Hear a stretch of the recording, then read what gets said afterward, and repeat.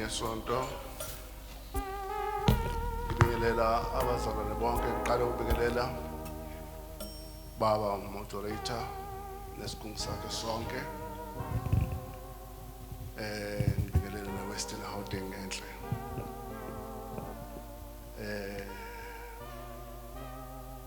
ngibingelela uDokas omuhle nebandla lonke kaNkulunkulu hayi amazwi anginawo ngibingelela ngimele umndeni wamakhaya umndeni wasekhaya mhlaba abaningi abazi uMakhaya ubaba wakhe uzalo umama wethu uyena ugogo uMashangasi so kumfanele uma la inhliziyo yethu ibuhlungu kakhulu somndeni wamakhaya silahlekelwe kodwa izwi likaNkulunkulu liyasho babusisiwe abafela enkosini ngokwemisebenzi yabo emihle yobalandela simbonile umakoti wakithi mazo ndihamba ngendlela yokukholwa thina sabantu abazalelwe ekukholweni akukho okunye sikwaziyo ngaphandle kaNkulunkulu simbonile akazange afike enze okuhlukile kwaze kwafika isikhathi sokuthi uNkulunkulu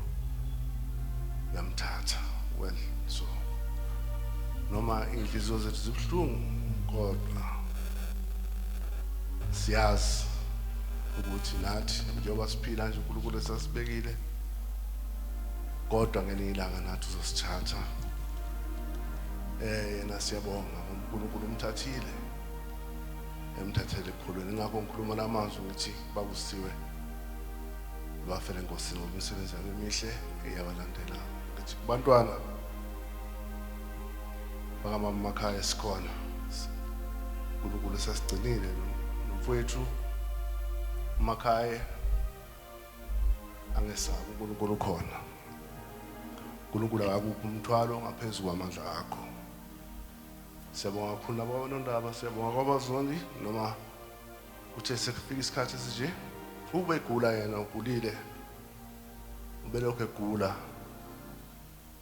kodwa sinethemba sikhuleka sithi awunkosi ngenelela phela baba siyawethemba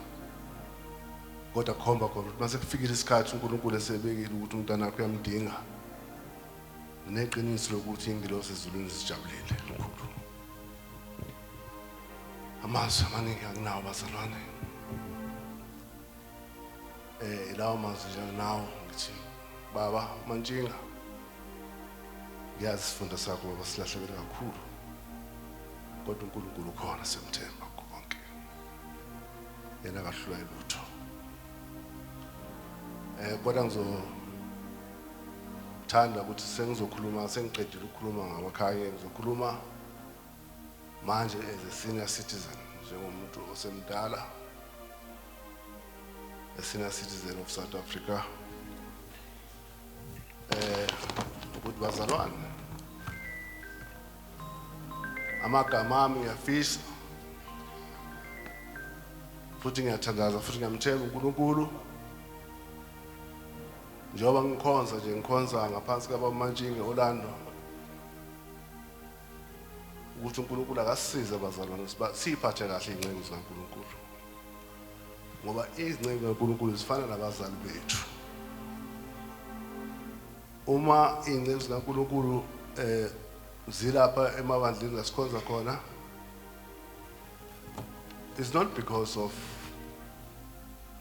akukho la iswe emakhaya sinawo amakhaya la zikhona